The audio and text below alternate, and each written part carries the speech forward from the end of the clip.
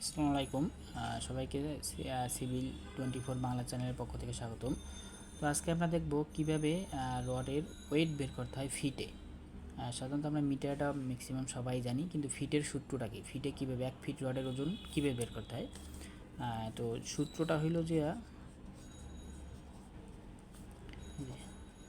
D square ভাগ 532 532। আর মিটারের সূত্রটা হলো যে ডি স্কোয়ার ভাগ 162.2।